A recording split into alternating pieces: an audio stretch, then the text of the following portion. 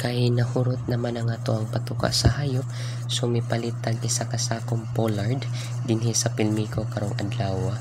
So og ganahan mo nga mas makatipid guys, much better if mo palit mo sinako kontra sa per kilo. So ang amo ang plan ani kay mipalit mi og isa ka sakong pollard, then among sagulan og tiki-tiki plus feeds. Ang amo kay GMP4 plus crack corn, amo lang na siyang i-mix. So kamo na bahala sa ratio guys kung unsa kadaghan na ang inyong ganahan nga paliton nga feeds.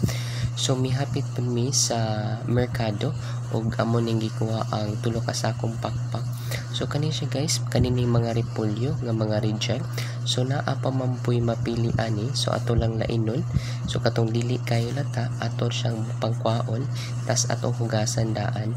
So after ani nato hugasan guys, katong mapili nga pakpak, so pwede nato na siya sliceon tapos isagol sa atong patuka sa hayop. So sa inana nga pamaagi, mas makatipid ta sa atong patuka. If this video makes sense to you guys, please leave a comment in the comment section. Thank you.